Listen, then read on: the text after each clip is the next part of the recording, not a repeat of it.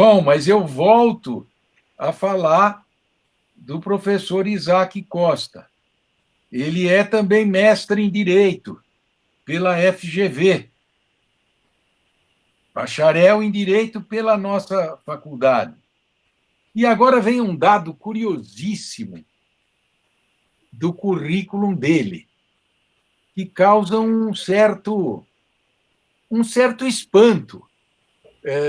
Para mim, eu até diria uma certa perplexidade, porque o cérebro humano costuma ser voltado ou para o mundo das palavras, para o mundo das ciências inexatas, né? Ou, ao contrário, pelo mundo das ciências exatas. E ele é engenheiro de computação pelo ITA. O ITA é o Instituto Tecnológico da Aeronáutica, não é isso, Isaac? Lá em São José dos Campos, né? Perto da minha querida Campos do Jordão, para onde eu fujo sempre que eu posso. E, no meu tempo, embora eu não conhecesse muito de engenharia, ou nada de engenharia, mas eu conhecia os comentários. E falava-se que entrar no ITA era mais difícil até do que entrar na Politécnica, né? Que é da nossa USP, e para a qual eu ainda me dedico para orientar alguns alunos de um curso interdisciplinar que nós criamos lá e que, qualquer hora, eu vou ter que pedir para o nosso querido Isaac fazer uma palestra lá, né? Porque eles já devem estar cansados de me ouvir. Precisam ouvir uma voz mais jovem e uma voz que tenha essa grande vantagem, né? O professor Isaac, posso afirmar tranquilamente isto, porque já ouvi palestra dele lá na Escola da Magistratura, nós falamos juntos num painel, e ele tem aquele saber das experiências feito, não é? Isto é extraordinário. Quantos de nós, e é o meu caso, em relação a essa matéria dos criptoativos, das criptomoedas, da blockchain, é um conhecimento, infelizmente, muito mais livresco, não é? Eu sempre comento com os meus alunos, já comentei com o João, com o Jean, com vários integrantes desse nosso grupo, né? Que eu, até agora, não consegui nem comprar um Bitcoin. Eu não consegui nem investir. Ando louco de vontade de fazer isso, mas a vida não me deixou fazer isso ainda, né? E o professor Isaac, além disso tudo que eu falei, de ser também engenheiro de computação, ele é ex-analista do mercado de capitais, da Comissão de Valores Mobiliários, né? Todo mundo sabe que a Comissão de Valores Mobiliários é a chamada xerife do mercado, não é? É a instituição que foi criada a imagem e semelhança da Securities Exchange Commission dos Estados Unidos. Vocês estiveram aqui no encontro passado, no qual eu, infelizmente, não pude estar, porque estava fora de São Paulo, a presença de uma das integrantes do curso, do nosso Instituto CriptoJus, né? A professora Ilene Patrícia de Noronha Najarian. Hoje, infelizmente, ela não pôde vir, Isaac, mas ela mandou um grande abraço, né? Disse que não poderia vir nem mesmo por videoconferência, mas que ela vai querer ouvir tudo depois. Ela vai querer pegar a gravação e ouvir tudo, o que eu acho muito bom. Antes de passar a palavra para o nosso estimadíssimo Isaac Costa, que, além de tudo isso que eu falei, que ele é, mais importante de tudo é que ele é integrante do nosso grupo, né? Ou seja, ele é uma prata da casa, né? Prata da casa. Ele comanda só mesmo por uma questão aí meramente formal é que eu figuro como orientador deste Instituto CriptoJust. Na verdade, o professor Isaac da Costa de todos nós, o que mais conhece esse assunto, e eu fico muito feliz de ele estar integrando o grupo que surgiu, e eu não sei, Isaac, se já lhe foi contado isso, acredito que sim, surgiu por iniciativa de nossos alunos, né? Cheios de ideais. Acredito que eles estejam presentes agora, tanto o João Manuel Brás, estou vendo aqui no centro da tela, não estou vendo a fotografia dele, mas está o Jota aqui, né? O Jean de Almeida, bispo dos Santos, o Lucas de Araújo e o Luiz Felipe de Franco Lima. A professora Emanuele Pesati, ela ainda não está presente, porque ela está em aula na pós-graduação, assistindo a aula de recuperação judicial com o professor Paulo Fernando Campos Sales de Toledo.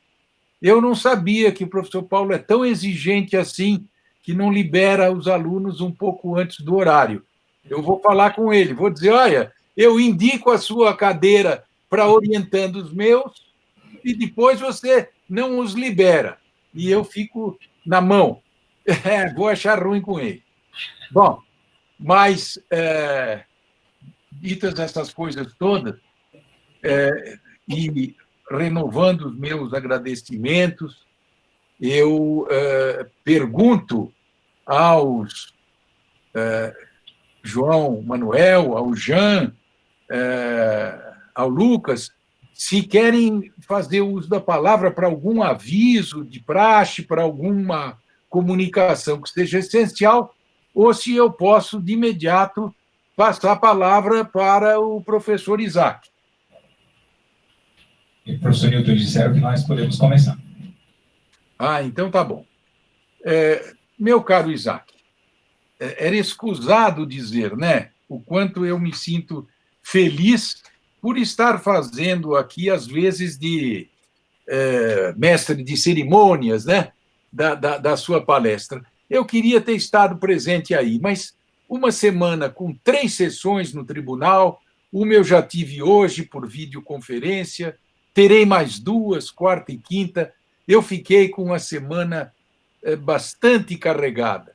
E não posso me dar o luxo de frequentar todos os lugares que eu gostaria de estar, não é? Mas se eu não estou presente fisicamente, eu estou presente telematicamente, né? E espiritualmente também, evidentemente. Eu vejo aqui Vinícius Pereira, André Dias, Maria Paula, Elisa Henriques, Isabela Demari, Vinícius Teodoro, minhas boas-vindas a todos vocês. Passarei a palavra para o professor Isaac, que falará o tempo que ele quiser. Sugiro uns 40 minutos, o Isaac, mas é claro que você tem total autonomia para falar mais ou menos quanto quiser, não é? Eu apenas digo isso porque, em princípio, nós deveríamos acabar 9h30 e há um tempinho reservado para questionamentos, né? Para debates. Então, se nós pudermos ficar dentro desse horário, muito que bem. Se não pudermos, avançaremos um pouquinho, mas também, no máximo 15 para as 10 ou 10 horas da noite, porque nós também não podemos fazer concorrência ao estômago, né? Precisamos obedecer à metafísica do estômago, ainda que poderia dizer com Cassiano Ricardo, aliás, um grande poeta nosso, que nasceu lá, em São José dos Campos, né? Cassiano Ricardo dizia: eu sou obrigado a obedecer à metafísica do estômago, não obstante ao pão preferir a rosa, né? Então, eu também prefiro a rosa, mas o pão também é importante para a gente poder sobreviver. Meu querido Isaac, a palavra é sua, somos todo ouvidos. Perfeito, professor Newton. Poxa, muito obrigado pela generosa apresentação, como sempre. Eu fico encabulado aí pela sua generosidade e agradeço ao senhor. Eu queria registrar aqui também a todos os presentes, né? O professor Newton, ele nunca fugiu de temas mais avançados, de temas mais complexos, desde os títulos de crédito eletrônicos, tem algumas coleções organizadas, né, professor Newton, pela editora Quartila. Sim, sim. Sim, a gente tenta, né, Isaac? A gente tenta. Tenta e consegue. Que bom. Eu ouvi a sua aula impecável, o seu domínio, né, de todos esses conceitos novos, e é típico de quem realmente conhece bem o direito, conhece a estrutura de pensar, e embora a gente esteja diante de uma inovação que não é muito fácil de ser compreendida, que tem um jargão bastante pesado, e que envolve um conhecimento multidisciplinar, certamente a experiência, né, de conhecer o discurso jurídico é muito importante, né? Então, eu registro aqui a minha admiração também pelo seu trabalho e a generosidade do seu tempo por ter acolhido esses jovens aqui. E queria registrar também que eu não estou disponível só a palestrar, né? Sempre vocês podem contar comigo para o que for necessário aí ao longo dessa jornada. E vários amigos meus, inclusive, estarão aqui nos outros eventos e vai ser muito bacana a gente conversar sobre isso. Tá, tem algum ruidinho no fundo? O que será? Será que sou eu? Estão ouvindo? Eu acho que é o áudio do professor. Ah, é o áudio do professor? Será que você consegue mutar o áudio dele? Está mutado já. Agora melhorou. Tá bom. Com relação ao protocolo da nossa discussão de hoje, até porque é noite, todo mundo fica meio cansado, e se a gente fizer uma coisa puramente dispositiva, pode ser, né, que de repente eu comece a drenar a alegria de viver de vocês. Então, para evitar que isso aconteça, fiquem à vontade, tanto quem está online como quem está aqui presente, para levantar a mão e interromper algum ponto, porque muitas vezes a sua dúvida é um tema que está mais à frente em algum slide, a gente já adianta e consegue, pela minha experiência, eu quase nunca consigo fazer essa apresentação, e não é porque ela é maior do que o tempo, é que realmente cada audiência tem o seu anseio e também um conhecimento heterogêneo sobre o tema. Tá? Então, o recorte, veja, esse é um tema, a gente está aqui numa faculdade de Direito, né? Então, existe um texto do professor José Reinaldo de Lima Lopes, que talvez vocês conheçam, que se chama Regra e Compasso. Então, ele fala, né, que o direito sempre trabalha com aquela chave de o proibido, né, o permitido e o obrigatório. Então, nós estamos aqui sempre tentando entender, diante de uma determinada inovação, né, diante de um determinado fenômeno social, o que a gente pode fazer em termos de norma jurídica para recepcionar aquele fenômeno. Né? Então, o mercado vem antes, o direito empresarial, né, o direito comercial, sempre trabalha com um método mais indutivo, ou seja, a gente primeiro olha a realidade, aquela inovação que surge, aquele novo modelo de negócio, aquele novo fenômeno, para depois construir as categorias. Então, vários professores aqui da casa, do Departamento de Direito Comercial, revelam isso nas suas disciplinas, né, que enquanto o direito civil trabalha com método dedutivo, partindo de categorias para encontrar a premissa, para aplicar isso a uma premissa menor, para daí você aplicar as consequências. Então, tem sempre muito essa discussão sobre natureza jurídica, que no fundo é encontrar essa grande categoria. No direito comercial, a gente às vezes se defronta com fenômenos que simplesmente não tem resposta. Né? Toda a dogmática aí dos títulos de crédito, se a gente for ver, primeiro veio a prática e depois a construção da dogmática. Então, o que a gente está vivendo hoje é um fenômeno bastante interessante, porque não há lei.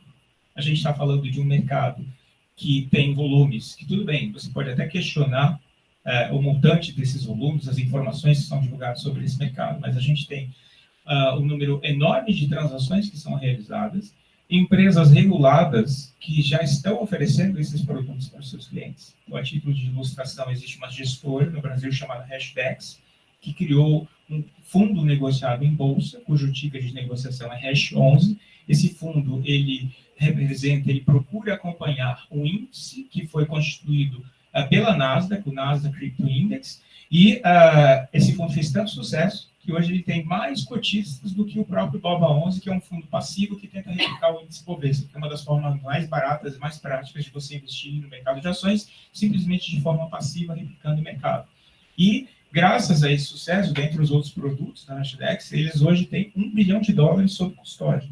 Para uma gestora jovem, esse feito é bastante relevante, tá? Para você conseguir ser uma gestora com $1 bilhão sob custódia. Tanto que eles estão expandindo as operações deles e abrindo branch na Europa e tudo mais. Isso é só um exemplo, né? O mercado Bitcoin recebeu o grupo, né, 2TM, que controla o mercado Bitcoin, tem várias empresas que aproveitam as economias de escopo desse mercado, recebeu aportes relevantes, a ponto de ter um valuation aí anunciado de $2 bilhões, né? E aí, como que eu posso, né? A Coinbase, por exemplo, que está em negociação com o próprio grupo 2TM, teve um valuation de dezenas de bilhões de dólares e as suas ações listadas. Não foi um IPO, mas foi uma listagem direta na Nasdaq.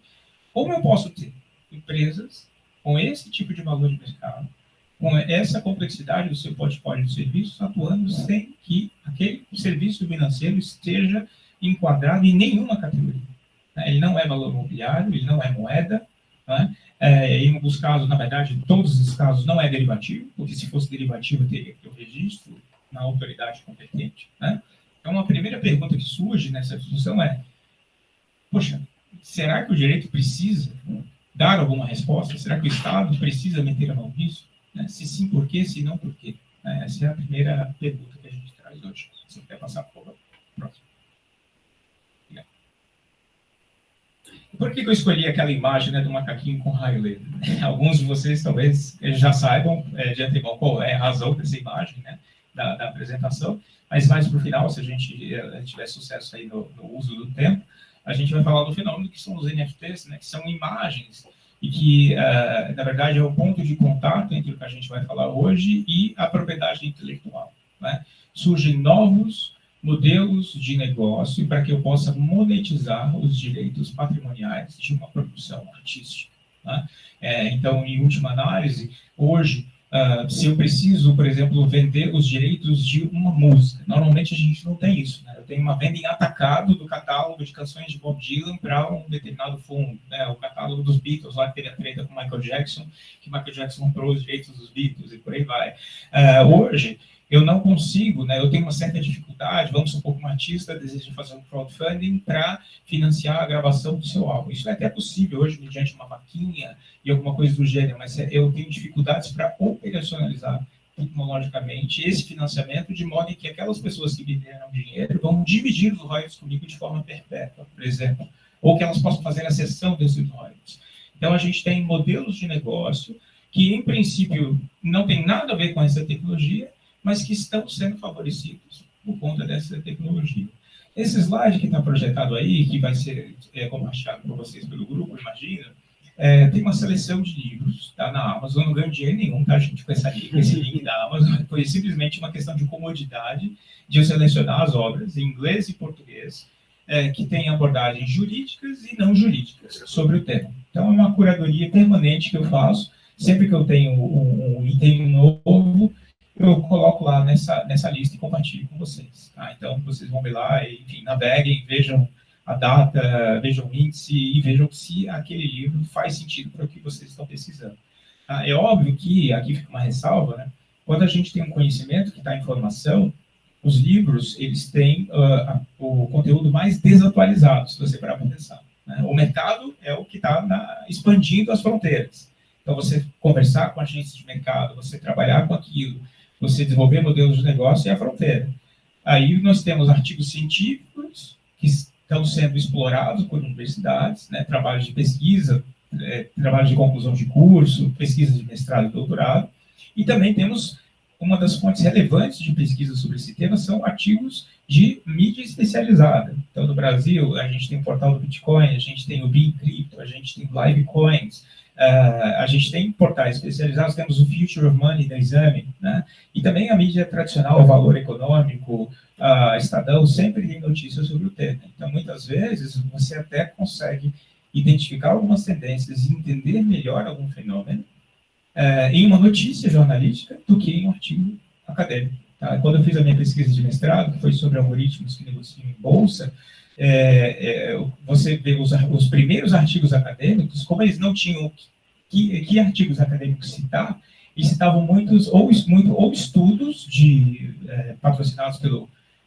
OCDE, Banco Mundial, ou working papers publicados na SSRA, ou então notícias de mídia especializada. Aí, claro, depois os artigos vão citando uns aos outros e aí fica com aquela carinha de artigo científico. Mas é muito complicado quando você começa a estudar um tema que não tem nada produzido, você fica meio constrangido de o que você vai colocar na nota de pontapé, né? Vou botar artigo do artigo da Wikipedia, né? A dica é, nunca coloque o artigo do Wikipedia como fonte, coloque as fontes do artigo do Wikipedia, né? Esse é a dica. Poder passar para o próximo. Então fica essa contribuição aí dessas leituras para vocês, né? Eu queria aqui, esse tema, né, assim, eu acho que a gente não precisa fugir de uma característica genética desse fenômeno, que é a sua afinidade com a prática de atos ilícitos. Tá? Não quero aqui demonizar essa tecnologia. Existem, na verdade, vários saberes que originalmente foram instrumentalizados para coisas condenáveis, como, por exemplo, aqui teve algo do professor Rolando Vilas Boas que sabe que ele coloca de forma bastante contundente que a antropologia foi criada exatamente para dar uma certa fundamentação científica para o imperialismo. Né? A construção negativa dos povos primitivos, toda essa narrativa foi viabilizada por meio da antropologia. E não é por isso que hoje a gente deixa de estudar antropologia, porque por isso que ela deixou de se tornar uma ciência. Então, não é porque a popularização desses ativos virtuais, né, originalmente se deu com a prática de atos ilícitos, que a gente precisa desmerecê-los ou indicar que isso é só coisa de vagabundo ou isso é só coisa de criminoso. Ponto. Tá?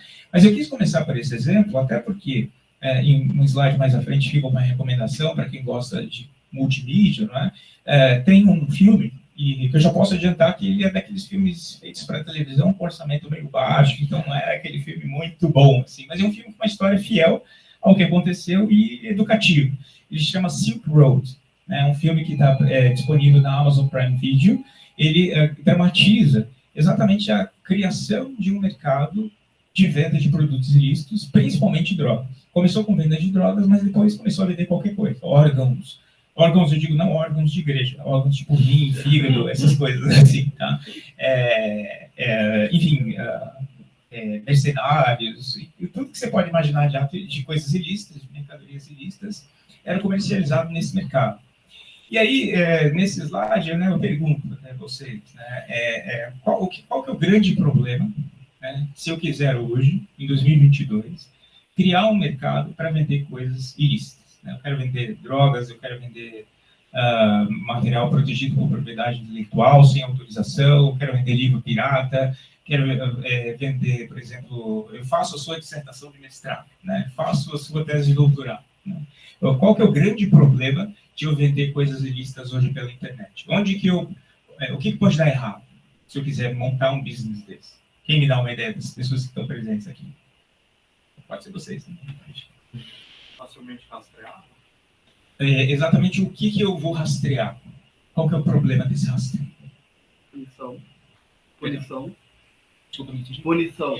A punição é a consequência, porque eu vou rastrear. Mas onde está o problema? Nesse rastreio eu vou procurar pelo quê? IP. Perdão? IP, já temos transações financeiras. Bem, para adiantar, né, um pouco, veja, a questão de IP, ela vai acabar potencialmente levando você a quem está fazendo aquela transação, quem é o marketplace que está oferecendo aquele produto, e você, enfim, vai tomar uma martelada. Né? Mas eu já tenho formas relativamente tranquilas de burlar isso. né? O grande ponto hoje são as transações financeiras. Por quê? Todo o sistema bancário, né? O professor Newton não vai me deixar mentir aqui, né, professor? Todo o sistema bancário, ele é estruturado para a identificação das partes nas transações. Ponto. Eu vou abrir uma conta, eu preciso provar que eu existo. Tanto que até 2016 no Brasil, para que você abrisse uma conta em banco, você precisava comparecer pessoalmente à agência. Não era possível você fazer um onboarding digital que a gente consegue hoje, né? Mediante tirar foto com RG e coisas do gênero. Okay? Então, isso foi uma evolução drástica. Tá? Ocorre que, então, se eu quero criar um marketplace para vender produtos ilícitos, eu preciso ter uma forma de pagar que contorne essa restrição de identificar quem é a parte da transação. Né? E aí, uma forma de você fazer isso, por exemplo, né, é você ter esse site que emita, por exemplo, cupons. Né? Vamos supor que nesse site, se você quiser pagar, você vai ter uma farmácia, uma lojinha, sabe? Aquelas, você tem aquele cartãozinho de Netflix, de Spotify, de Outback, né? Você poderia ter um cupom que você compraria e você, então, utilizaria aquele cupom no website sem necessariamente se identificar, forneceria o endereço, né? E aí a pessoa poderia, então, receber o cupom, o site vai operacionalizar aquele pagamento do cupom e a coisa funciona. Né? A solução que foi encontrada no Silk Road foi mais ou menos essa, só que em vez de ser um cupom que eu compro na farmácia, foi um cupom digital. Né? Então, eu tenho uma grande carteira digital mundial que convenientemente existe à época. O Bitcoin não foi criado para isso, tá? Era simplesmente um experimento de um conjunto de programadores, era com muitas aspas aqui, um dinheiro de nerd, né? Um experimento que foi uma evolução, né, de um conjunto de, para vocês terem ideia, uma empresa chamada DigiCash, nos anos 80, ela já tentou atacar o grande problema de o cartão de crédito ser uma coisa muito rústica, a liquidação das operações de cartão de crédito. Né? Para quem é mais velho, porque eu acho que não tem ninguém que deva ter visto isso, talvez só eu e talvez o professor Nilson de Luca, né? Porque eu sou mais velho que o professor Nilson de Luca, mais vetusto, né, professor? Não usamos esse adjetivo. Né? Com certeza, eu sou mais velho e vi tudo isso, sim, meu. Então, o senhor deve lembrar, né, professor, que o cartão de crédito ele tinha aquelas letras e números em relevo, exatamente para você passar por um mecanismo que marcava, né, no papel carbono, que aquela pessoa, então, apresentou aquele instrumento de pagamento e depois ela assinava. Ou seja, alguém esteve na loja, apresentou aquele instrumento e fica aí o espelho disso no papel carbono e, além disso, assinava. E depois isso era colocado para viajar por aí, esse papel, né, aí na velha ideia dos títulos de crédito, né, para que aquela operação fosse liquidada. Nos anos 80, alguns programadores vislumbraram a possibilidade de fazer isso eletronicamente. Mas era uma ideia boa, mas cedo demais, né, porque ainda nem havia internet para poder operacionalizar esses pagamentos. Eles queriam fazer uma rede que permitisse o pagamento eletrônico de cartão de crédito. Então, houve um conjunto de evoluções, né, de inovações que foram evoluindo, e nos anos 2000, essas inovações acabaram culminando em uma moeda digital de caráter global. Então, num primeiro momento, o que havia era o quê? Simplesmente uma carteira digital, onde as pessoas poderiam transferir um dinheiro de mentira, um dinheiro de brincadeira, por assim dizer, umas às outras. Mas eles funcionavam muito bem com uma tecnologia que a gente vai ver na sequência, que foi essa tecnologia que se expandiu para além dos pagamentos. Tá? Então, convenientemente, o que nós tivemos? A existência dessa carteira digital que permitiu, então, que as pessoas começassem vou comprar esses tais de bitcoins, porque com isso eu posso comprar droga, com isso eu posso fazer pagamentos de outras coisas sem que eu possa ser identificado. E aí isso gerou uma certa popularidade desse ativo entre, principalmente, o público mais jovem e o público mais, vamos dizer assim, contrário ao Estado. Então, existe um ideal anárquico, existe um ideal libertário por trás da gênese desse ativo digital. Pode passar para a próxima. Por isso que eu mencionei, então, essa questão. E aí, o que acontece? Né? Eu não sei vocês, mas teve um momento da minha vida que eu vivi sem internet. Né? Um momento rígido da noite.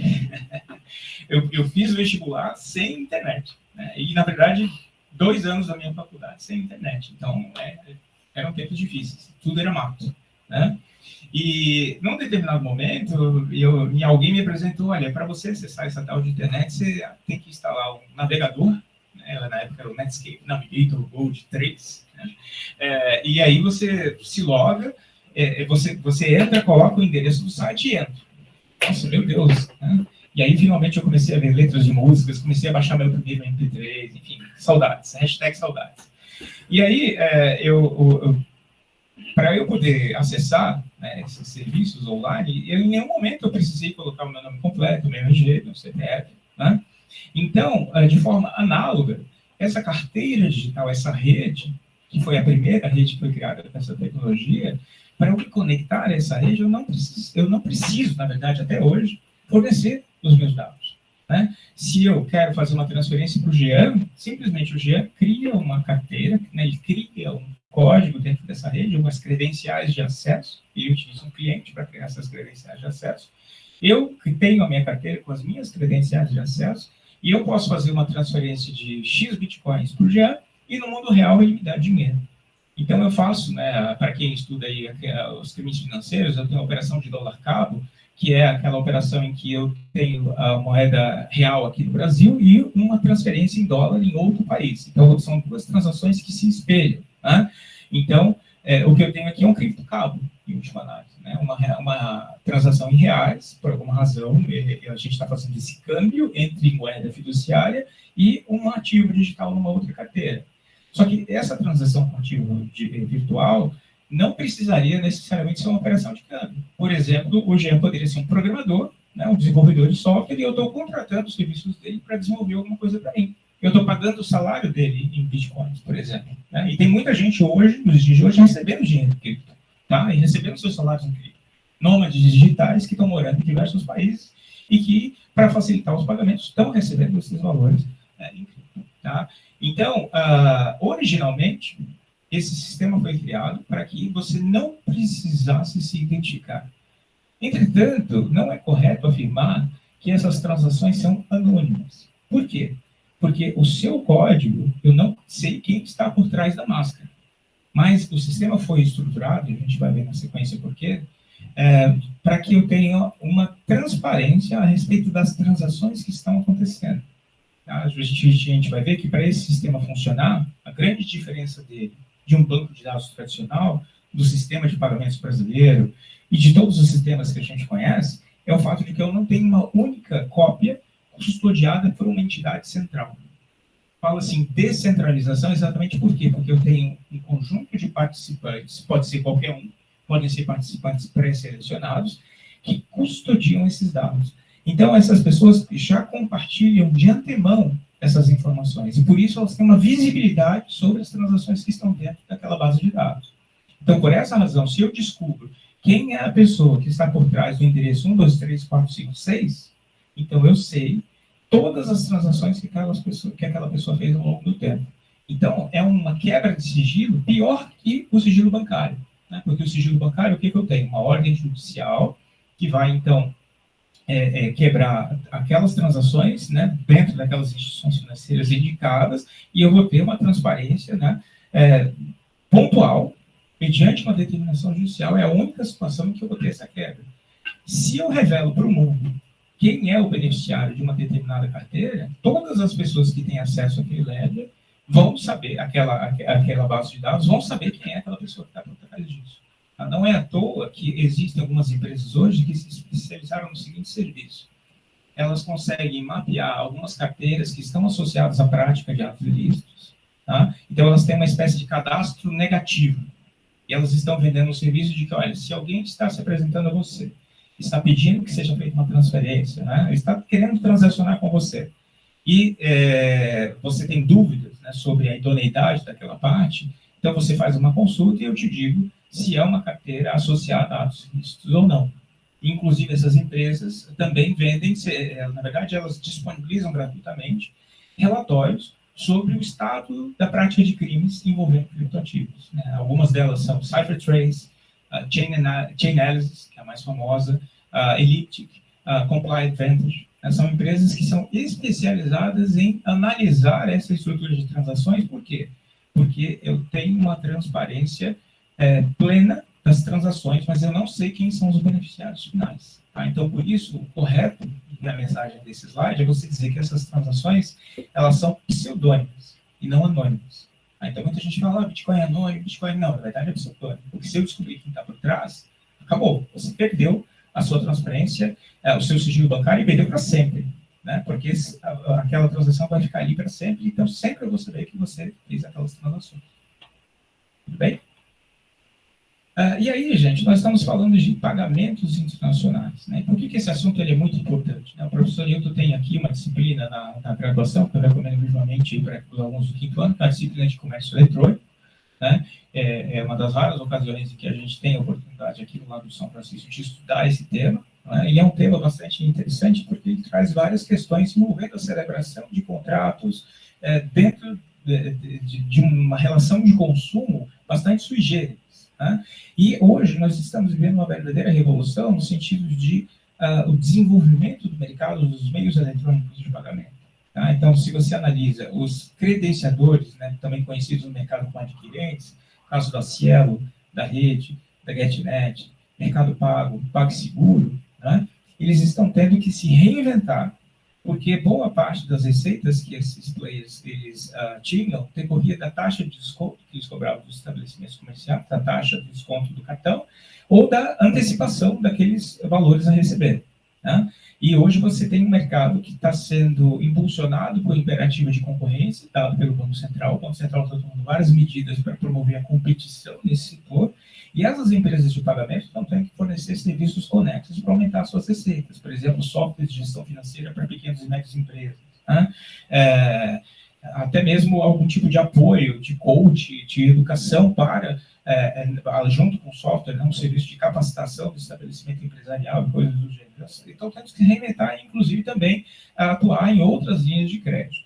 Então, hoje, um grande problema que ainda não foi resolvido e que envolve vários ramos do direito é o sistema de pagamentos internacional. Por quê? Porque não existe um sistema central que consolide as transações de todos os países do mundo. Ponto. A moeda ela é uma expressão da soberania de uma nação.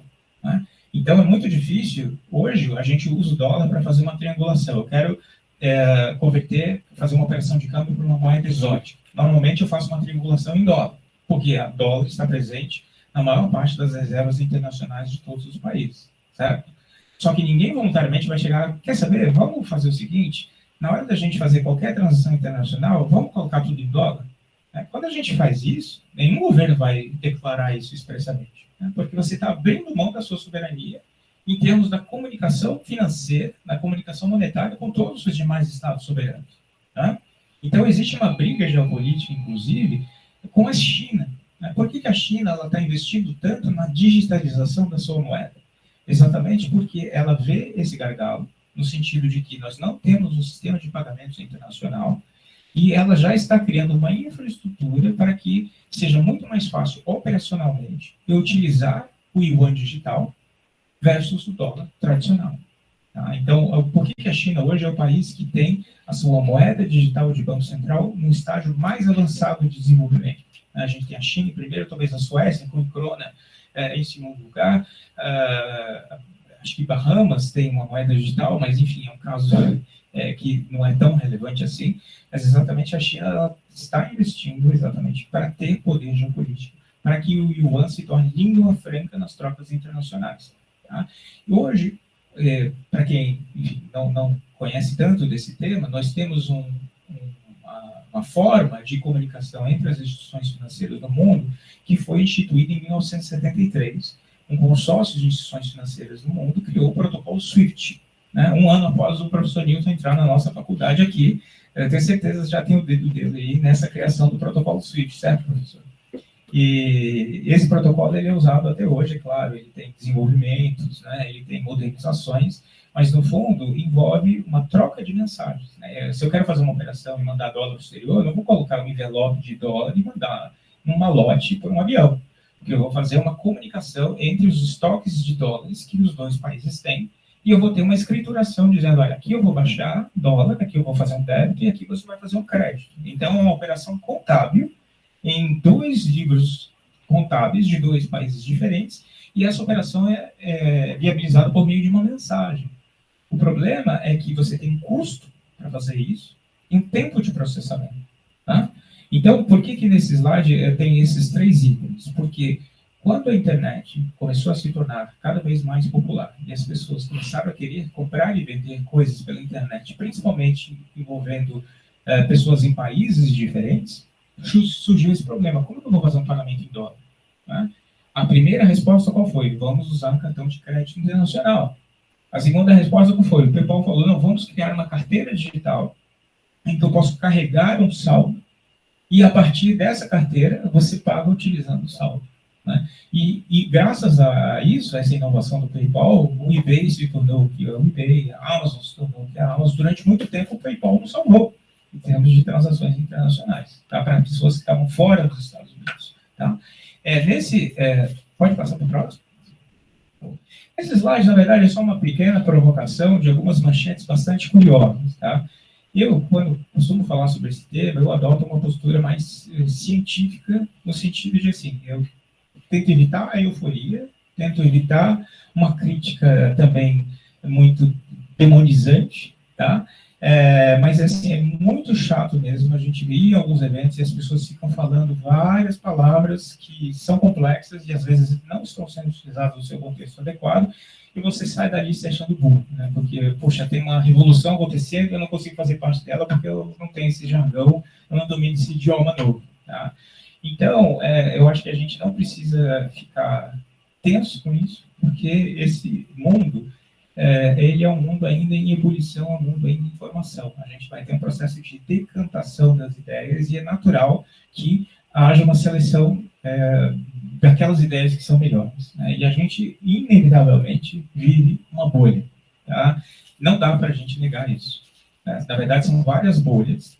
Não sei se algum dia vai ter a grande bolha em que tudo vai ser destruído, né? O apocalipse cripto, não sei se isso vai acontecer, mas a título de ilustração, na época da bolha.com, né, que foi quando a gente teve a grande aceleração e a grande especulação em torno das empresas de internet, e aí você podia colocar qualquer coisa, se você colocasse .com, é como se fosse uma varinha mágica e o negócio começava a valer bilhão. Né? Hoje é cripto, hoje é o prefixo cripto.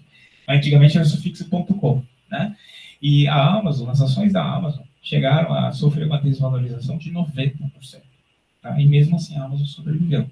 Muitas empresas não sobreviveram. Por quê? Porque os seus modelos de negócio não eram válidos, não eram validados, não eram sustentáveis, mas houve muitos sobreviventes. A mesma coisa vai acontecer aqui. E já houve algumas bolhas no mundo.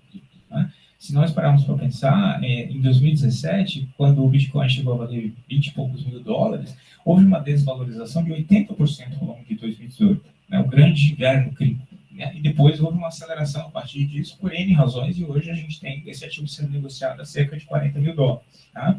Então, uma característica desses ativos é a sua enorme volatilidade. Né? A volatilidade é a facilidade com que os ativos mudam de valor. Né?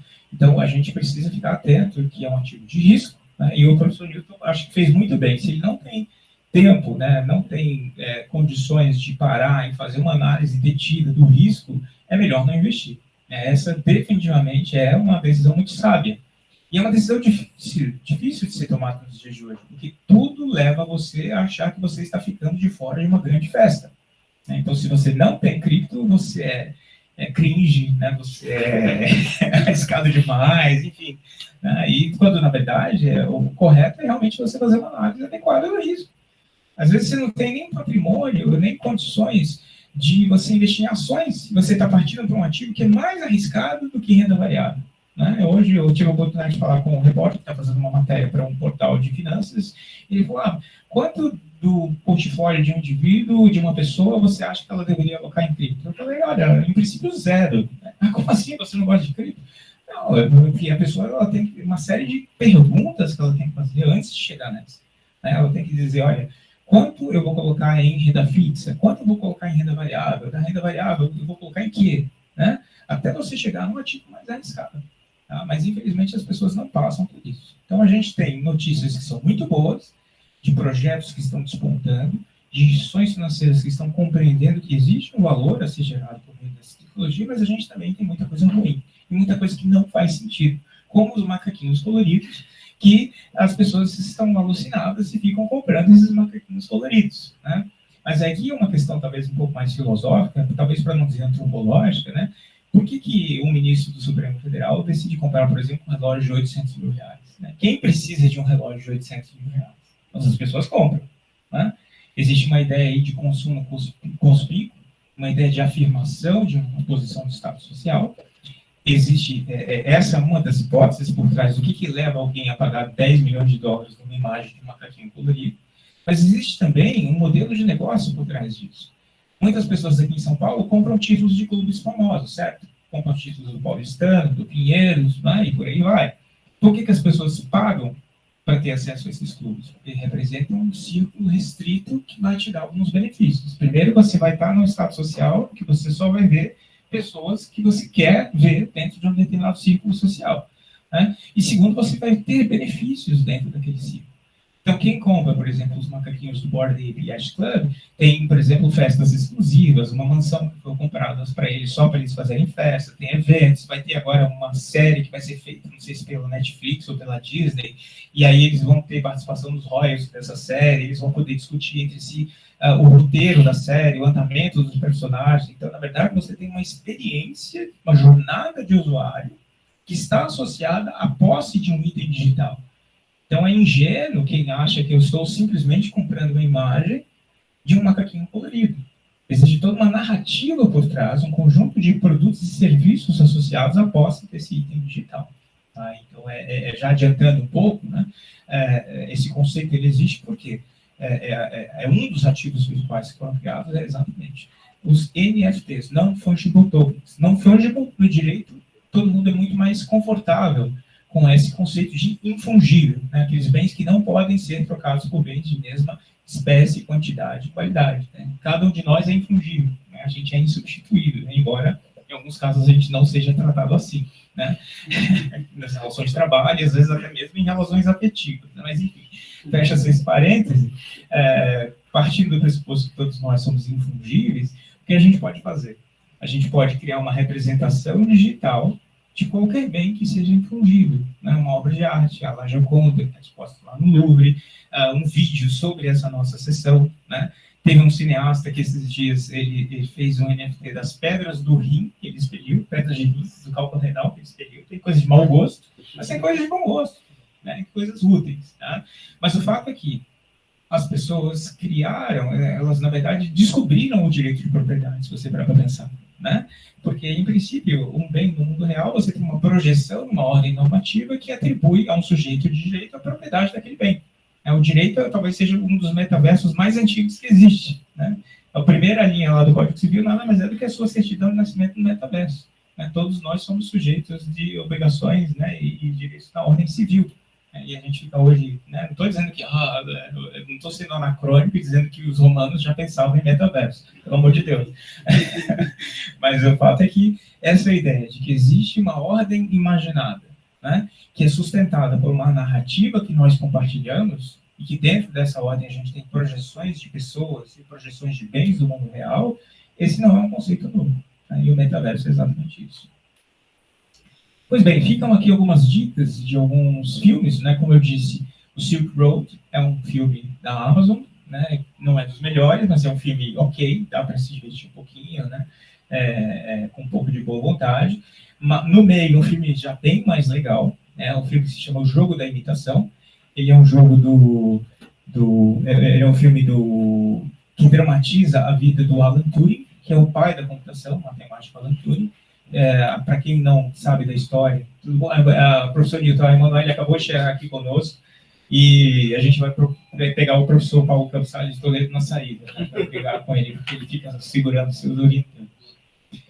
Então, esse filme ele é muito bom e fica uma dica, né? Enfim, spoiler, mas o Turing ele sofreu uma grande injustiça, porque esse filme fala sobre uma das aplicações da criptografia, que é a quebra de mensagens trocadas pelo exército alemão, né, que foi um grande mérito do Alan Turing e sua equipe na época da Segunda Guerra. Eles conseguiram decifrar essas mensagens. Isso foi uma vantagem estratégica muito grande no âmbito da Segunda Guerra e levou, enfim, ao desenvolvimento e investimento na computação. Mas o Alan Turing ele era homossexual e, na época, isso era crime na Inglaterra.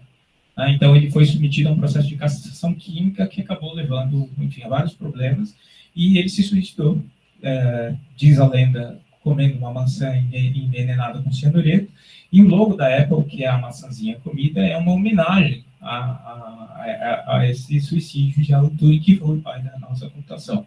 Então, esse é um filme bem interessante para a gente ver uma aplicação prática, rudimentar, né, pré-histórica da criptografia, é bem interessante. E à esquerda, né, a gente tem um documentário mais recente, que foi lançado na Netflix, talvez alguns de vocês tenham visto, que se chama Não Confie em Ninguém, em busca do rei da criptomoeda, coisa assim, o subtítulo, que conta a história de alguém que criou uma espécie de corretora, onde você pode negociar esses ativos, e simplesmente essa pessoa não realizava efetivamente as operações. Ela simplesmente fazia uma simulação e, teoricamente, essa pessoa morreu, né, um jovem de 24 anos, morreu de forma súbita, foi feito um anúncio e foi dito, olha, ninguém mais consegue acessar os saldos porque ele levou consigo a chave, né, a chave privada que dava acesso aos recursos.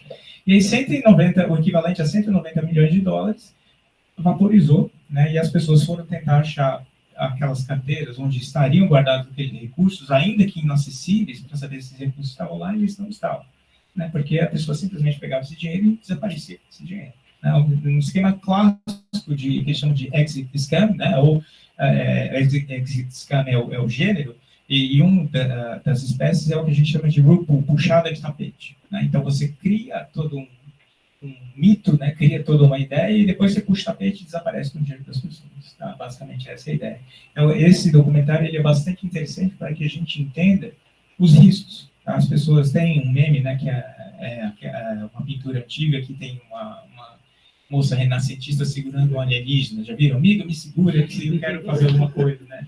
Então, amiga, me segura porque eu quero comprar cripto. As pessoas estão enlouquecidas, elas querem comprar criptomoedas, mas elas não entendem os riscos. E as questões, as coisas ruins que podem acontecer. Então, ficam essas 3 dicas relativas a esses comentários. Sem entrar ainda em todos os detalhes da tecnologia, eu queria chamar a atenção de vocês, não vou entrar também no detalhe desses documentos, mas esses são documentos muito importantes que todos nós que estudamos esse tema precisamos conhecer. Tá? Em outubro do ano passado, a Financial Action Task Force, que é vamos dizer assim, uma espécie de consórcio mundial que emana diretrizes para a regulação da lavagem de dinheiro, trouxe um guidance, né, um conjunto de regras gerais, de sugestões de regras para serem incorporadas por todos os países, para evitar a lavagem de dinheiro com esses ativos. Porque o grande problema aqui é o que? Em última análise, esses ativos digitais são títulos ao portador. Mas se eu tenho a chave primária, qualquer pessoa que tem aquela chave primária é o portador e consegue, então, sacar aqueles valores. E aí, quando você tem um título ao portador, ainda que seja eletrônico, isso gera um problema da lavagem de dinheiro, porque é como se o criminoso fosse uma espécie de demônio que possuísse, né, o titular daquele título. A qualquer momento que você tem um título ao portador, você dá a chance de alguém trazer recursos provenientes de atos ilícitos ao sistema financeiro. Então, a grande preocupação de todo o regime de prevenção à lavagem de dinheiro é garantir a identificação das partes das transações. Ponto. Essa regra é conhecida como travel rule. Se eu tenho 2 instituições em 2 países diferentes ou dentro do mesmo país, pelo menos essas 2 instituições precisam ter todos os dados das partes envolvidas. E isso não é uma realidade no mundo cripto ainda. Um exemplo para vocês. Uma professora universitária de uma cidade do interior de São Paulo me procurou, dizendo que ela e o irmão, que é engenheiro, né, sempre engenheiro botando a gente nessas roupadas. O irmão dela é engenheiro, e convenceu ela a botar um dinheiro em cripto em 2015, 2016. Né? E estava indo tudo bem, né? E eles acabaram acumulando, em função da valorização, o que seria equivalente a 2 milhões de reais. Só ela, isoladamente, que estava com 2 milhões de reais. E é isso que ela recebe um dia um e-mail da corretora, dizendo que estava ativando uma funcionalidade nova, pedindo a confirmação de um código. E ela ficou meio assim, né? Já acontece, né? Acontece com as pessoas, você está meio que dormindo, né? Igual quando você está dormindo, alguém liga oferecendo um título de capitalização, né? Boa tarde, você gostaria de comprar o título? Tá bom, vai, compra aí. Você está dormindo, você só quer que a pessoa desapareça e você compra o título de capitalização. Já aconteceu isso comigo, né? E depois eu tive dor de cabeça para cancelar a compra, mas enfim. Ela acabou, então, fornecendo esses dados e, em poucas horas, o dinheiro desapareceu da custódia dela. Ponto. Ela, no primeiro caso, ela vai falar com a corretora. Só que a corretora não tem sede no Brasil. Né? Vamos entrar com uma ação, né, de proteção ao consumidor? Sem chance. Né? Aí o suporte todo em inglês. Né? A corretora começou a pedir uma série de coisas relativas a, mas veja bem, veja bem, veja bem. E no final eles disseram, olha, a gente identificou que os saldos foram transferidos para uma outra conta dentro da própria corretora, mas dessa conta saiu para uma carteira que não está em corretora nenhuma. Lembra, alguns minutos atrás eu falei, se eu quiser eu entro numa carteira sem precisar que ninguém peça as minhas informações, o Jean faz a mesma coisa e a gente consegue negociar sem que ninguém saiba quem está por trás daquele código. Aconteceu exatamente isso. Existem algumas carteiras que estão na mão dos prestadores de serviços e outras que são carteiras que estão apenas nas mãos dos seus próprios titulares. Então, nesse caso, o que aconteceu? A instituição permitiu uma transferência sem que ela conhecesse os dados da outra parte. Então, ela violou a Travel Rule. Né? Graças a isso, aquele ato ilícito pode ser consumado e aquele dinheiro desapareceu e nunca mais ela vai conseguir esse dinheiro de novo.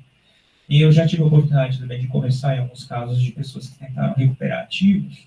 Né? Teve um caso, enfim, envolvendo um estelionato, determinado Estado brasileiro, que eles tentaram desaparecer e conseguiram, na verdade, desaparecer com 50 milhões de reais. E uma parte disso foi colocada em cripto. Exatamente por quê? Porque eles usaram determinados prestadores de serviço que fazem vista grossa, que não pegam os dados, e eles conseguiram subir, e aí as empresas que tentam fazer o rastro, né, a rastreabilidade, elas chegam no beco sem saída, que é o quê? Uma transferência para uma carteira onde você não tem identificação do beneficiário final. Então, essa é uma das... Se hoje a gente tem uma preocupação envolvendo a regulação de criptoativos, eu diria que essa é a preocupação número 1. Então, o projeto de lei que está em tramitação, embora ele não detalhe isso, o que ele está fazendo? Ele está dizendo para o Estado que se eu tenho uma determinada empresa constituída no Brasil que vai prestar serviços envolvendo ativos virtuais, essa empresa necessariamente terá que passar por um processo de autorização. O projeto de lei não diz quem vai dar essa autorização, mas todo mundo sabe que provavelmente será o Banco Central. Então, o Banco Central vai ter um regime parecido com a autorização de instituições de pagamento, um regime mais flexível, né, do que um regime de transição financeira, obviamente, que vai, então, exigir, por exemplo, sistemas de informação e controles de prevenção à lavagem de dinheiro.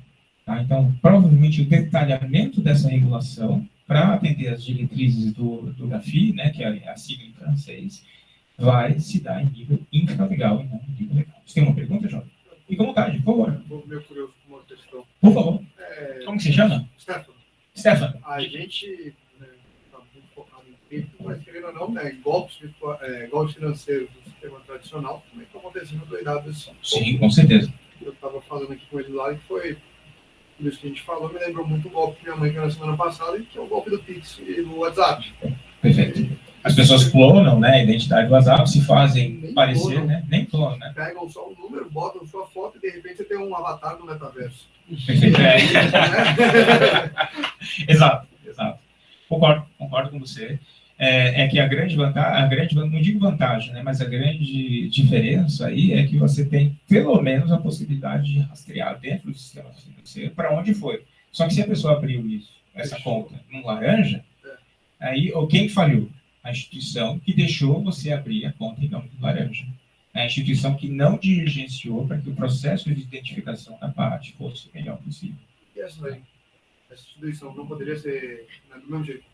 Alguma exchange de cripto vai ser responsabilizada pelas coisas. Tem muita gente com certeza.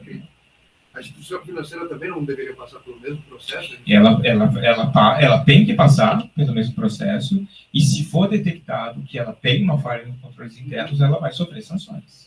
A diferença é essa, é que hoje, se você não tem uma regulação, você fica de boa.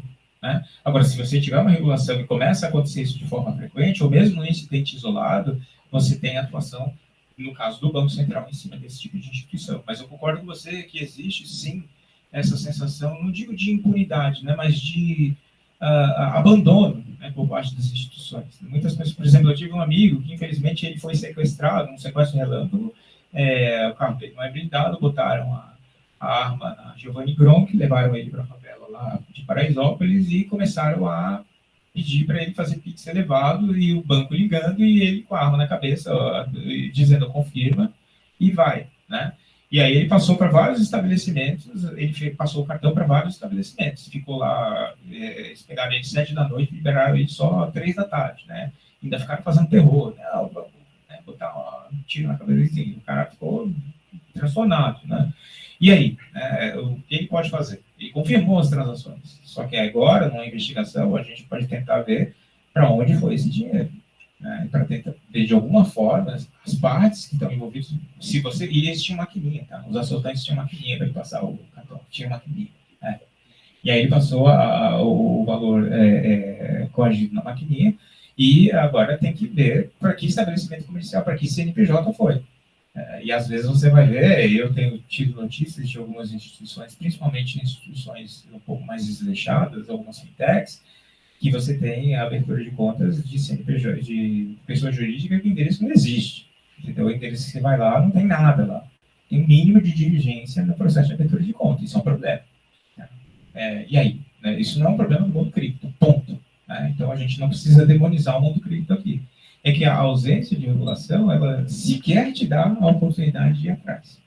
Entendeu? Então, na verdade, a regulação, já adiantando, até por conta do avançado da hora, para a gente ter a oportunidade de conversar um pouquinho mais também, eventualmente ouvir perguntas, por que a regulação, né, algumas pessoas falam que não é possível regular. Né? Isso é uma verdade, é a famosa resposta típica da faculdade de Direito. Depende. Né? Pode regular ou não pode? Depende. Né? Por quê, gente? Veja, eu gosto de dar o seguinte exemplo, né, quando a gente discute esse tema. Eu posso, por meio de um decreto, acabar com a pandemia? Não posso. Né? Porque enquanto alguém tiver o vírus, essa pessoa pode infectar outras pessoas e assim por diante. Então, eu não consigo controlar um agente na natureza. No caso do Bitcoin, especificamente, a China, por exemplo, ela proibiu o Bitcoin. Você não pode realizar transações de Bitcoin na China. Mas a gente sabe que a China ainda é um mercado muito pujante de Bitcoin. Em primeiro lugar, porque as pessoas conseguem contornar os controles estatais sobre os IPs, sobre as partes, né? As pessoas conseguem contornar isso. E, em segundo lugar, porque enquanto houver cópias, né, desse registro de transações, as pessoas vão poder trocar informações entre si e poder manter esse registro funcionando. Essa é a beleza e também a feiura da descentralização. Para o bem ou para o mal, né, é aquela história, enquanto alguém se lembrar de você, você ainda viverá, né? Incorporando o poeta aqui nesse 15 de noite aqui, né? Então, à medida que ninguém mais lembra de você, aí você efetivamente morreu, né? Mas enquanto alguém lembrar de você, então a ideia é mais ou menos essa, enquanto algumas pessoas mantiverem vivos esse registro de transações, esse sistema vai funcionar, ponto. Não vai ter Estado que proíba isso. Só que a regulação, o que ela pode fazer? Ela pode controlar as alfândegas entre o mundo real e o mundo virtual. Para eu poder comprar meu primeiro Bitcoin, eu vou ter que fazer alguma coisa. Eu vou ter que prestar um serviço, ou eu vou ter que pegar dinheiro e comprar esse Bitcoin. Lá no passado, né, o que a gente poderia fazer e foi feito de fato? As pessoas compravam Bitcoin pelo Mercado Livre, como se fosse uma mercadoria. Né? Então, o que acontece? Eu pagava, esse valor era retido, o vendedor me transferia o Bitcoin, eu notificava, né, a contraparte central, que é o Mercado Livre, de que eu tinha recebido a mercadoria e o valor era liberado, enfim, para o vendedor. Esse arranjo acabou levando ao surgimento de prestadores de serviços que atuam como se fossem corretores. Na verdade, ninguém sabe, eles são ornitorrincos, né? São mamíferos que têm bico de pato e colocam ovo, né? E tem pelos, né? Enfim, você não sabe se as exchanges são corretoras, se elas são bolsas, se elas são custodiantes, se elas são escrituradores, se elas são depositário central. Eu tenho vários prestadores de serviço no mercado e vários que têm regras específicas, mas a exchange, ela muitas vezes presta todos esses serviços ou um subconjunto deles. Então, eu não sei se eu precisar hoje discutir qual é a natureza jurídica no exchange, eu não consigo responder essa pergunta. Ponto. O direito não tem uma resposta pronta para isso. Então, muito provavelmente, o que a gente está tendo? A criação de uma nova categoria jurídica, que são os prestadores de serviços de ativos virtuais, que estão sendo definidos nesses projetos de implementação. Se der tudo certo essa semana, deve ter aprovação no Senado de um substitutivo que coloca 2 artigos a mais no texto aprovado na Câmara, A Câmara vai voltar para a casa iniciadora e a Câmara vai dar a palavra final. Se ela aceita essas adições, e aí o texto vai para a sanção, ou se ela vai passar por cima e ela, então, vai aprovar o texto dela. Então, a gente ainda vai ter um tempinho para a tramitação desse projeto. Tá? Enfim, nesses slides tem alguns conteúdos, eu vou passar rapidamente, mas fica mais para conhecimento de vocês, né? Essa ideia de que a regulação desse mundo cripto, ela tem algumas preocupações, e uma delas é exatamente que o anonimato não pode ser uma opção. Tá? E aí tem alguns detalhes, alguns trechos desses documentos que eu propus para vocês, e também para vocês algumas recomendações para consulta nesses slides. Aqui, gente, são algumas patologias, né, que a gente tem, e na verdade não, assim, não é um rol exaustivo, né, das patologias, mas são problemas que podem acontecer. Tá? Então, pirâmides financeiras, né, veja, sempre que surge uma novidade em que eu posso dizer que você pode ganhar 10%, 20%, né, em curto período de tempo, surgem os piramideiros. Né? Então, é aquela história, você tem medo de ser feliz? Né? Você quer ficar rico amanhã? Né? Você quer se livrar, né, do seu chefe? Né? Professor Newton, será que o senhor não quer jogar para cima essas sessões que o senhor vai ter no tribunal essa semana, né, e simplesmente ser um bilionário do mundo cripto? Né? Os piramideiros, eles têm esse discurso sedutor, né, e acaba acontecendo exatamente, enfim, um enorme prejuízo para a população popular e para o desenvolvimento da credibilidade desse mercado. Essa é uma das patologias relevantes, a questão de lavagem de dinheiro, né, a gente tem distorções na concorrência, nós temos essa proliferação de ransomware, né, desses sequestros de dados, exatamente porque agora eu tenho um meio de pagamento em que eu não preciso identificar quem é o beneficiário final, se o sequestro dado, né, agora, o grande problema do sequestrador era receber o resgate, né, antes era uma mala de dinheiro, mas agora eu posso estar em qualquer país e receber um valor que tem uma expressão monetária e escapar em qual. Né, então a gente tem patologias que precisam ser indexadas. Tá? No fim, acabei não falando tanto das tecnologias, mas eu acho que é importante, né, e a minha abordagem para discutir esse tema, gente, é uma abordagem muito de tentar entender, primeiro, nenhuma tecnologia ela é parnasiana, né, ela é um fim em si mesma, né, a tecnologia pela tecnologia. Né, a tecnologia ela serve para resolver um problema dos seres humanos. Né, os cínicos dizem que a tecnologia ela serve para resolver problemas que nós não tínhamos antes dela. Né? Então, por exemplo, hoje a gente tem aplicativos para bloquear o seu celular, para que você não acesse tão frequentemente as suas redes sociais, seu Instagram, seu WhatsApp, ou seja, é um problema que você não tinha, que agora a tecnologia está te ajudando a resolver. Mas a parte desse cinismo, o fato é que a tecnologia e o sistema financeiro sempre andaram lado a lado, e o desenvolvimento do sistema financeiro necessariamente passa pelo desenvolvimento da tecnologia.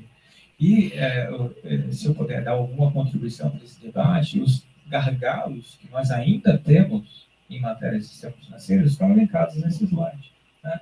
A gente tem muita dificuldade na formalização da economia, muita burocracia para abrir empresa, né? Para você fazer a escrituração das transações, para você incluir as pessoas no sistema financeiro. Esse é um grande problema ainda em muitos países, no Brasil em menor escala do que alguns outros países, mas ainda é um problema relevante. Nós temos um imperativo de digitalização. Né? Hoje, as pessoas querem cada vez mais ter acesso a esses serviços por meio de canais digitais, né? E ainda que esses serviços sejam oferecidos de forma eficiente. Além disso, a guerra na Ucrânia, né? Ela está colocando isso para a gente. Né? E a gente tem algumas situações de comoção também. Países com hiperinflação, como era o Brasil ali no final dos anos 80, início dos anos 90, o sistema financeiro deixa de funcionar. Diante de uma guerra, né, um exercício que eu costumo passar em aula idealize, né, eu divido a sala em 3 grupos e eu peço para a galera idealizar. Você está num pequeno vilarejo que foi atacado, né, e você está numa situação de guerra. Ponto. Aí o grupo 1 você não tem nenhum tipo de conectividade, você só tem papel e computador. Né? O grupo 2 você tem uma rede local, mas você não tem acesso à internet. E o grupo 3, geralmente, você tem uma rede local e a internet. E aí eu peço para eles dizer, olha, como que eu vou viabilizar a economia de trocas nesse sistema, sem ter que recorrer ao escambo, porque, embora a gente esteja em guerra, eu ainda tenho que comer, certo? Eu ainda tenho que negociar mercadorias, e ainda tenho que trocar por algum tipo de serviço nem que seja serviço de enfermagem, alguma coisa do gênero. Tá? Então, eu preciso operacionalizar essa economia num cenário de comoção, num cenário de guerra. E aí eu peço para os alunos desenvolverem isso. Então, esse é um gargalo do sistema financeiro. Existem situações limites, né, na qual o sistema financeiro deixa de responder. Eu tenho uma nota anedótica, um aluno uma vez, um grupo uma vez, inventou o comunismo. A solução deles foi a seguinte: não precisa fazer uma contabilidade. Não precisa resolver nada. A gente confisca os bens de todo mundo, eles viram bens comunais, e de cada um conforme a sua capacidade e a cada um conforme a sua necessidade. Pronto, Marx discutiu isso. E pior, o aluno falou, não sou de esquerda, não, tenho até amigos que são. Ele falou, não sou de esquerda, mas a solução que ele deu foi o comunismo. Enfim, fecha parênteses.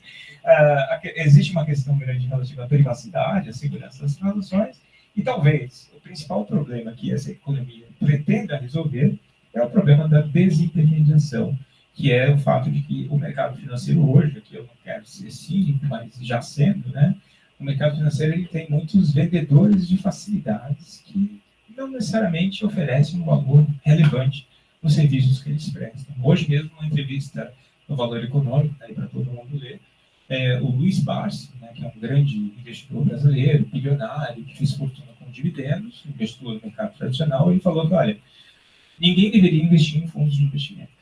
Ele disse que nunca viu nenhum investidor ganhar valores significativos por meio de fundos de investimento. Normalmente, quem ganha dinheiro com fundos de investimento é o gestor, que cobra a sua taxa de administração.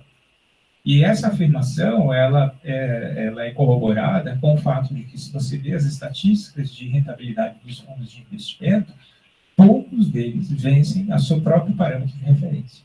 Tá? Então, existe toda uma discussão teórica da economia que remonta aos anos 70, que é o fato de que você não consegue vencer o mercado.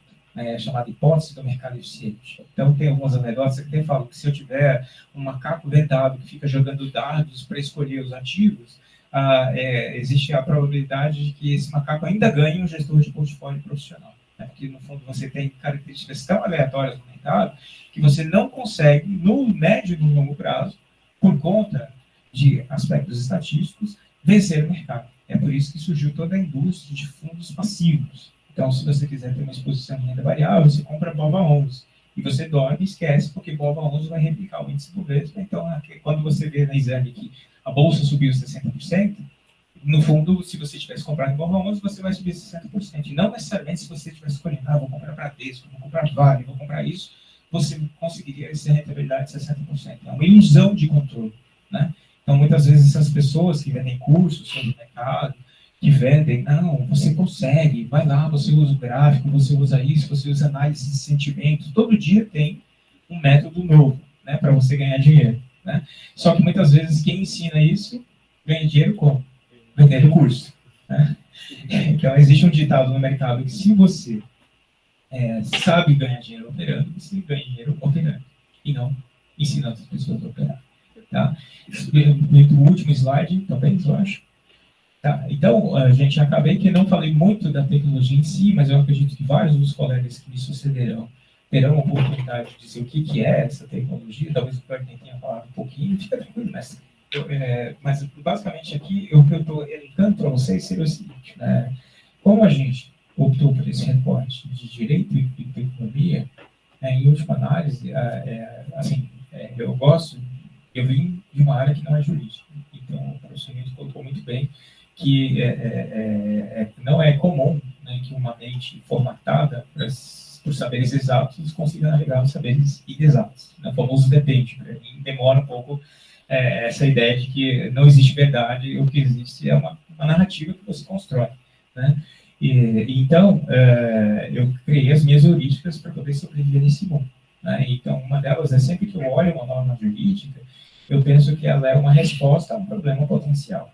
Então, se eu tenho uma relação econômica, principalmente uma norma jurídica que vai disciplinar uma relação econômica, para poder entender aquela norma, eu sempre me pergunto o que pode dar errado. Né? Então, em toda essa oferta de produtos e serviços financeiros, eu acho que é interessante a gente catalogar. Antes de pensar em norma jurídica, antes de pensar em regular, o que pode dar errado. Então, aqui a gente tem uma sugestão de elenco de coisas que podem dar errado. Então, por exemplo, a proteção do investidor consumidor.